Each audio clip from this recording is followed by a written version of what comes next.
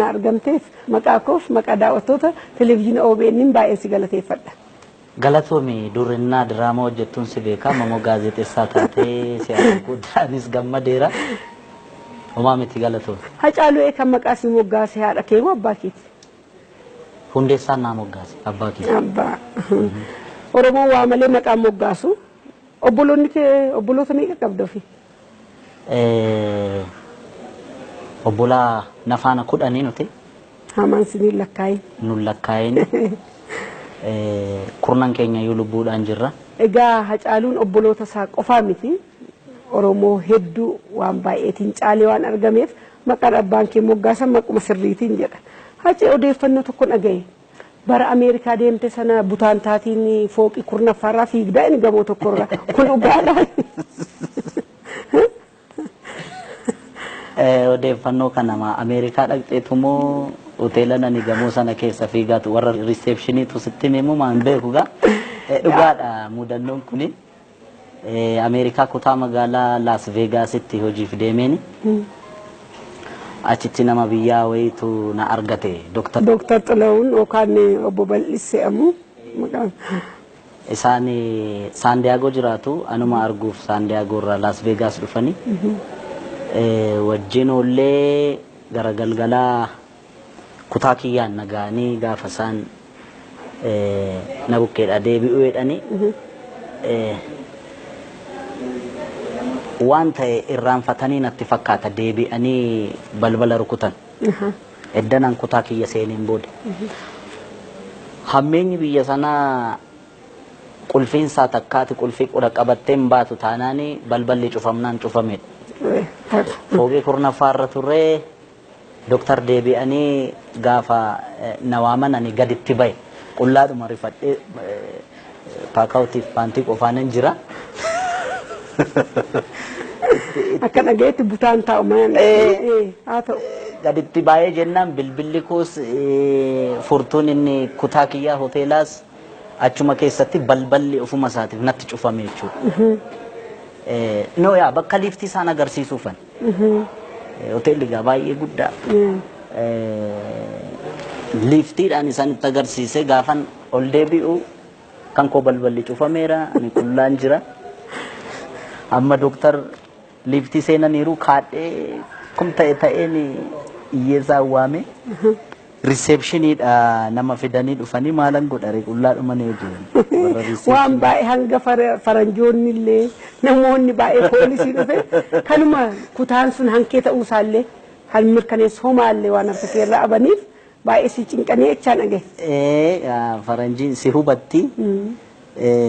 Kutaan ani keessa bulu ta'uu fi mirkaneessuudhaaf dirqama kutaan sun banamuu qaba ture. Qulfii riizarfii fidanii bananii jennaan paaspoorta kiyya na gaafatanii itti agarsiise ammanuma. Baay'ee gaarii dhagaa ani yoon Ameerikaa deemu akka kee kana hin shawwadamu maaliif sirraa baradheera. Baga soqxee information kan. Ate. Ka odeeffannoo biraas qabna. Hayyee maal inni immoo? Aannan itittuun jaallattaay? Namni aannan jibbu gaataree abaarsa yoo qabaate malee Oromoo ta'e namni aannan jibbuun jiru. Warra kiyyaaf loowwan tiksaan guddadhee aannan dhugaatuman guddadhee maal dhageesse waa'ee aannan? Garuu ati isuma ayyoon keessii kennitu qofaa siin ga'een gola seente otoo ati qodaa gola keessaa caccabsaa jirtu aannan sitti namne bissi ani hadurree'anii guddattuun gola keessa fiigde'an maa inni hunda isaa ifanuu godhime daawwattoota keenyaaf. Ati tokkichumaan akkasitti hojii kanatti seente amma kana waa'ee nama tokko qorachuun namatti ulfaatu. Yeroo baay'ee egaa yeroo ijoollummaa kiyyaa bishaan kana gar malee daaka waan ta'eef dadhabee gala enerjii kiyya fixe beela'ee gala. Gaafan galu kan ganna qabu aannan jalqaba. Isanatti kennan osoo hin ta'in isan ofii kootiif fudhadhee dhuguun natti tola. Yoo isaan fuulduraan taphatu ta'e karaa golaa seeneetan qabee qullaatti hambisee baay'ee jechuudha. Gaaf tokko isaan akkuma dhageessetti fuulduraa buna dhugu hundeessaan illee mana ture. Isaan haasaa qabataniiru jedhee karaa duubaa seenee jechuudha. Karaa golaa seeneetan gaafan qabee ol qaqqabadhu Aannan raafamuudhaaf kuufamee jira miti jalqaba. Itittuu qabee guddaa tokko jira guddattu kan itti kuustu katasaasa gaafa ol qabu inni guuteera. Isuma ol qabeen xiqqoo ishii irraa ogee kaa'atte. Irraa dhuga gaafan jedhu itittuun natti dhufee deebi'a. Hidhiidhaan gaafan kutu inni kaan fuulatti na garagalee jechuudha. Hundi amni nafne. Gaafa fuulatti na garagalu tasa luka gaafan sochoosu distii waanuma argeeru kutee natti fakkaata. Ittoo faallee angalaafteetta ni gaafas. Guddattuun waan aannan guddatteef kan sammuun kee akkas cimaa fi fuulduratti sammuu ifaa kan qabatte. Jetteere cimina kana natti hin baay'isin ani jalqabas maqaan kee Hacaaluu waan ta'eef hunda caaltanaan jette anillee hundan caala jedhee si yaadu ulaagaa kamiin akkana caalchiste situ beeka. Kan Oromoonuun beeka na qofaa miti. Haa ta'uuti garuu aannan dhugeetumaan guddadhe aannan kunillee sammuu caala lafee nama jabeessa jedhamaa mitiire. Tarii lafeen kiyya jabaa ta'uu hin didu. Akka malee cabee ilaalle. Lafee kee qofaa miti sammuun kees cimaadha. Aceeko. Galatoon. Ijoollee meeqa qabda? Bultii akka qabdu nan beeka. Ijoollee meeqa qabda? Amma lammaffaan edda dhalatte reefi guyyaa 15 dabarti. Ijoollee laman qaba. Maqaan isaanii eenyuun? Ishiin jalqabaa waggaa 2.5 wabii Hacaaluu jedhamti. Ishiin lammaffaa akkuma sitti reef dhalatti. Ishiin milkee Hacaaluu jedheera. Milkiin toleera. Haa guddatan egaa. Inni tola gara fuulduraas. Hacee ani kan jedhu ijoolleen akka kee sirba tokko yookaan immoo albama tokko guutuu hojii 2-3 uummata bira geessanii ijoolleen ciccimoon hedduun jiru. Isaa booda garuu bakka buuteen isaanii dhibama. Maa inni kun waan araannii fi artistiin walitti dhufeenyi isaa maal fakkaata? Dhabamullee waaqni isaanii hin dhabamsiisin amaan isaanii haa dhabamu. Hojiitiin jechuu kooti. Tariigaa haala garagaraan jechuun duraan dursa wanti beekamuu qabu artistoonni Oromoo chaalenjii meeqa keessa darbaniiti kan hojii kana hojjetani. Inumaayyuu nu wayyaa Waaqayyoof haa galatu malee artistoonni nu dura jiranii inumaayyuu hojjetanii waan ittiin hojjetanii waan argatan dhiisiiti lubbuudhaan jiraachuufuu riiskii guddaa ture. Sun har'allee guutumaan guutuutti artistii Oromoo irraa dhaabbachuu baatus amma ta'e fooyyee qaba. Wareegama isaan kaffalaniin nuti amma ta'e daandiin nuuf amma ta'e mijataadha jedhee yaada. Dhugaadha. Hundi keenya hojiin hojjennu tarii yeroo tokko nu milkaa'ee yeroo lammaffaa immoo milkaa'uu dhiisuu danda'a. Namni tokko gaafa hojii hojjetu adeemsuma keessatti utuma milkaa'uu fi utuma jalaa waan akkasii ta'uu kufaa ka'aatuma itti fufa jedhee yaada. Hojiin aartii atumtu immoo aartii keessa jirta waan ta'eef siif diiteelii isaa himuun waan barbaachisu natti hin fakkaatu.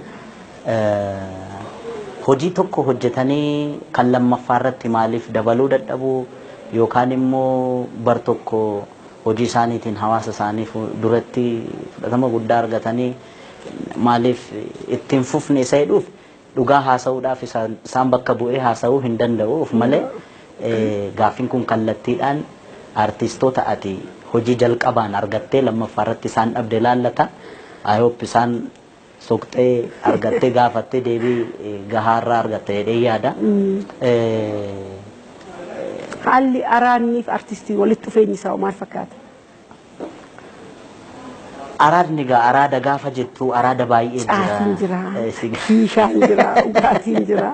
Garuu namoonni baay'ee artistoonni waan akka hunduma keenya inni diraamaa hojjetus, inni sirbus, inni fakkii kaasus artistii waan ta'eef maqaan isaa hunduma keenya bakka bu'a. Anaan illee na dabalata jechuudha.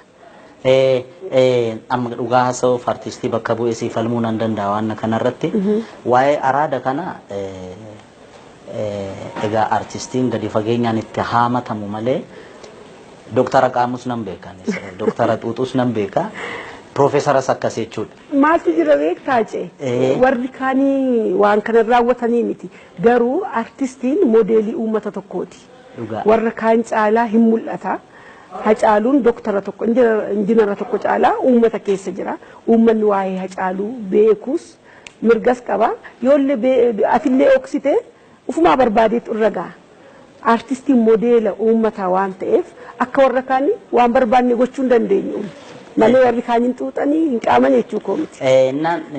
Nan falmannaan siin jedhu artistiin caatee qaamuu yookaan sigaaraa xuuxuu yookaan shiishii xuuxuun mirga qabaa yookaan waan gaariidhaa gochuu qaba jechuu koo miti. Dhugaa haasa'uufani waan na badaadha. Araadni kamiyyuu hojii hojjettuuf jechuun milkaa'ina kee egeree keetiif gara fuulduraatti akka mal saffisaan deemuudhaaf si qabata araadni. Yeroo itti hojjechuu qabdu sana qaqqabeessi teessisa jechuudha. Hin teessamuu taanaani bu'aan buustu. Guyyaan immoo fuulduratti malee duubatti hin deebitu waan ta'eef guutumaan guututti araada keessas hin jiru waan ta'eef galata Rabbii. Araadni gaarummaa isaas hin beekan gaaris miti na biratti jechuudha. Kanaaf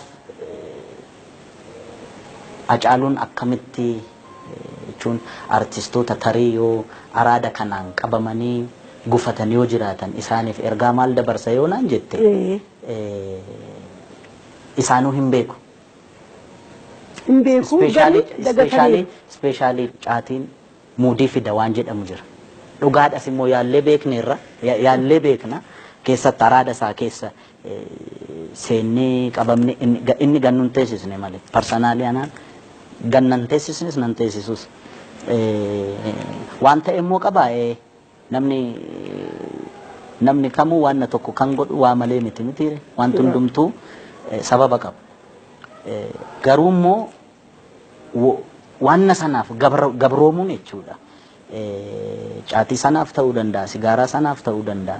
Gabroomuun araadaaf gabroomuun kufaatii isaatu guddata malee. Kufaatii ofiiyyuu hin saffisiisa malee milkaa'ina hojii ofii fi saffisaa waan gara fuulduraatti nama deemsisu miti jechuu barbaadetan.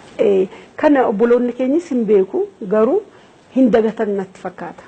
Maaliif namni suusii hin qabne fakkeenyaaf atis ijoolleen kabraas biyyoonni keenya artii keessa jiran jiru caalaa uummatammaa Hacaaluun ergi sirba baastee booda ittuma ifaa ittuma bahaa hojiin ati hojjettu uummata kan bakka bu'u uummata Oromoo miti uummata biyya keessaas ta'e biyya alaa hamma wal gaafatanitti hamma waa'een Hacaaluu ajandaa guddaa ta'e akka biyyittiitti odeeffamutti kan taasise waan hojii kee xiyyeeffannootiin hojjettuuf maaliif wanti si qabu sammuu kee kan itti qabamtu waan hin qabneef kana garuu obboloota kee warra araada adda addaatiin duubatti hafanii gorsite akka karaatti deebistu waadaa seensa sagantaa funyeeshooti.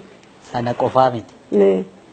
Tarii milkaa'ina hojii kiyyaaf ijoolleen na caala hojjetanii hojiin isaanii akkanatti hin baane jiraachuus danda'a. Kun ilaalcha kiyya. Garuu yeroo baay'ee gaafa waan na xinnoo hojjedhee gaafa kumati jette uummata biratti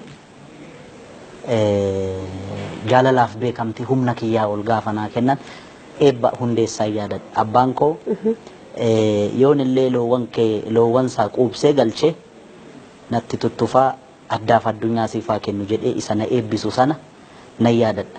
Itti amaneera sitta namanas immoo. Dhugaa. Oromoon yoo eebbise hin guddisa hin mul'isa yoo abaarees immoo hin balleessa. Innaa sana omaa natti hin fakkaatus ture jechuun yeroo baay'ee waanuma xinnoo hin godhees yoo na eebbise addaaf addunyaa siifaa kennuudha. Addi maal akka ta'e addunyaan maal akka ta'e erga naa milkaa'uu jalqabeen eebbabbaa kiyyaa yaadachuu jalqabee kunis jiraachuu danda'a sanas keessa naa galchi jechuu barbaadeetan malee ijoolleen na caala baay'ee hojjetanis hojjechaa jiranis hojjechuu danda'anis hedduutu jiru. Waan kun egaa yeroo tokko hojii kee irratti milkaa'ina keessatti wantoota sababa garagaraatu jira.